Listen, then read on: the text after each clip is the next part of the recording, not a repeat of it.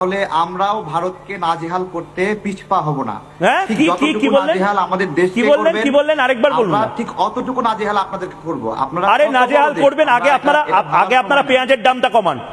আপনারা একটা ডিম সোনার দামে বিক্রি করেন বাংলাদেশে, দামে কিনবো আমরা হলো বড় লোকের জাত। তারা কিসে কি বলছেন আপনারা? বেশি দামে আপনারা কি ওষুধ না খেয়ে এসেছেন? আমি পিসিআর কে বলবো যদি কোনো মেডিকেল অ্যাসিস্ট্যান্স লাগে বাংলাদেশের অতিথিদের। গরিব না, ঠিক আছে? আরে গরিবের কথা কে বলছে? আপনারা নিজেরাই গায়ে মেখেলেন। আমি বললাম আপনারা ডিমের দামটা কমান, ডিমের দাম কমান। আলু পাকিস্তান থেকে কিনবো, চায়না থেকে কিনবো, আমরা গরিব না। কার থেকে কিনবেন? ভারত ছাড়া আছে কারা? আপনার চারপাশ থেকে ভারত ঘিরে রেখে দিয়েছে, সীমান্ত ভারতের সাথে, জল ভারতের সাথে, নদী নালা সবকিছু ভারতের সাথে, আর আপনারা টিম্বাকটু থেকে কিনবেন। তাহলে আমাদেরকে ভয় পান কেন? কে ভয় পায়? আপনারা আমাদের কে ভয় পায়? মোহাম্মদ ইউনূস ভয় পায় ময়ূককে। ভয়টা কে পায়? বললেন ভয় পায়, বাংলাদেশ থেকে উমুক আসছে, বাংলাদেশ থেকে ওই আসছে। হ্যাঁ, এখনো বলছি তো। আপনারা কাপুরুষের মতন, এই যে আপনারা মাছ পাস লেফট রাইট হুপ হপ করতে করতে আসবেন বলেছিলেন, কোথায় এলেন? পেট্রোপোলে এলেন হুপ হপ করতে করতে? না, আমরা তো ছোট। এলেন না কেন?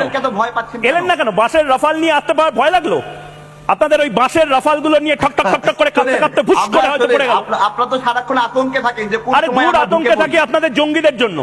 আপনারা যেভাবে জঙ্গিদের, একটা সময় আপনারা পেঁয়াজ উৎপাদন করতেন, শাক সবজি উৎপাদন করতেন, লঙ্কা উৎপাদন করতেন, এখন আপনারা জঙ্গি উৎপাদন করেন। তারেক ভাই দেখুন, আপনাদের এখন লিঙ্কও শেষ হয়ে যাচ্ছে। বলুন কি বলছেন? সিনেমার মধ্যে আপনাদের বীরত্বের গল্প নাই। আপনারা চায়না সীমান্তে বিলাই, পাকিস্তান সীমান্তে বিলাই, এখন বাংলাদেশ সীমান্তেও আপনারা বিলাই হবেন আস্তে আস্তে। কি হবে? অপেক্ষা করেন। কি হবে? আপনারা নিজের দেশটাকে রাখতে পারছেন? বাংলাদেশ এই মুহূর্তে বিড়াল, আমরা আমাদের দেশ আছি, আমাদের দেশ আমরা রক্ষা। আচ্ছা, এই মুহূর্তে একটা ব্রেকিং নিউজ। তারেক ভাই এটা আপনার জন্য কাজে আসবে, আজকে বাংলাদেশে ঢাকঢোল নিয়ে লোকেরা বেরিয়ে পড়ে। আমি চাল নিয়ে, আরে চালের কথা শুনুন, ব্রেকিং নিউজ এসেছে দাদা, চাল নিয়ে। এই মুহূর্তে ভারত ছাড়া গতি নেই বাংলাদেশের। আবার চাল ইম্পোর্ট পৌঁছালো 24,000 টন। 24,000 টন চাল পাঠালো ভারত। Breaking news. এত যদি আপনাদের মুরত থাকে, চালগুলো নিচ্ছেন কেন? করেন না আমাদের কাছে? হ্যাঁ, আমাদের কাছে বিক্রি করেন না। আরে বিক্রি করেন না মানে ফ্রিতে এরপরে চাল নিতে হবে। আপনারা ট্রিটমেন্ট করাতে আসেন কেন? টাকা আছে, আমি ট্রিটমেন্ট করাতে আসেন কেন? যান না পাকিস্তানে।